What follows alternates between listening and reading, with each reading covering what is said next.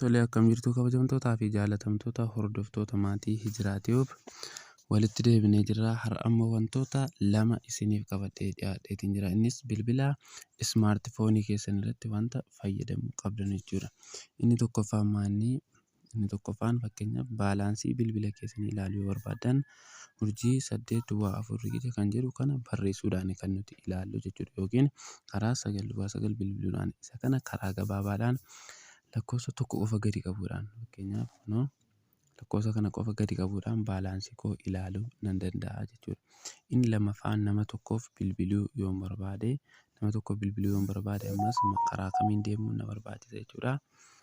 Fakkeenyaaf yookiin riisentii kana keessa deemu yookiin kontaaktii bira deemee lakkoofsa nama sanaa barbaadee irratti ookee gochuu yookiin immoo lakkoofsa nama bilbiluu fi barbaadee barreessuudhaan kan nuti bilbilu. Isa kana deemnee karaa gabaabaadhaan namoota yeroo baay'ee bilbiluuf fakkeenyaaf lakkoofsa 3 qofa kilik gochuudhaan irra kaawwachuu akka dandeenyu waliin ilaalaa jechuudha. Isa kana hojjechuun sana booda mallattoo tuqaa 3 kana bira deemnee kilik yeroo tokko sana booda speed dial number kan jedhu bira deemna. Speed dial number kan jedhu sana bira deemna. Sana booda kunoo jarreen kun jarreen irra kaa'atee jirudha jechuudha. Fakkeenyaaf baalaansii kunoo lakkoofsa 2 irratti hidheen jira. Lakkoofsa 3 hidheen jira kunoo lakkoofsa 3 irrattis. Isa kanaaf lakkoofsa 10tu naafii jira. Lakkoofsa 10 yeroon barreesse maal akka inni naaf hojjetu jechuudha.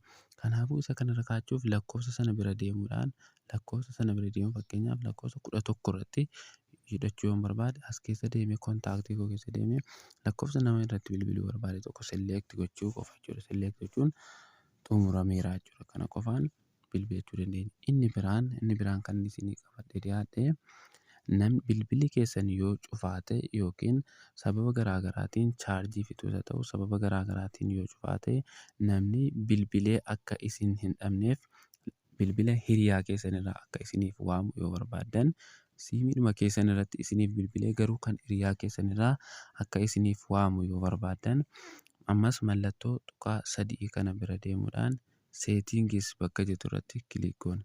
Seetingii kan jettu irratti erga kilik goone kaanee bakka kanatti gad dhufuudhaan supplementary service kan jettu kanarratti kilik goone yeroo tokko sana booda filannoo lammaffaarra kan jirtu call forwarding kan jettu irratti kilik goona jechuudha. Sanarratti erga kilik goone kaanee forward when unreachable jechuun bilbila namaa sanarratti naaf dabarsi yoom yeroo bilbila koo kanarratti dhufee naaf waamuu hin dandeenye. Bilbilli koo cufaa ta'uu filaat moodii haa ta'u airplane moodiirra yoo jiraates bilbila koorraa dhufee waamuu yoo hin dandeenye bilbila nama sanarraa akka naaf waamuu jechuudha. Kanaaf isa kanarratti kilik gochuudhaan bilbila nama sanaa bakka kanarratti barreessu jechuudha. Bilbila nama sanaa bakka kanarratti barreessuudhaan update gochuu qofa.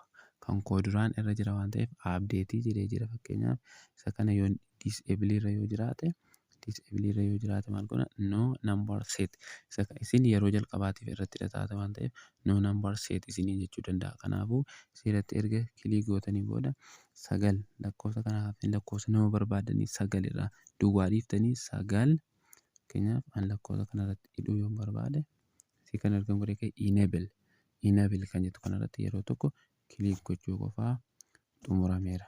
Haala kanaan itti fayyadamuu dandeessu jechuudha. Waan daawwattaniif galatoomna.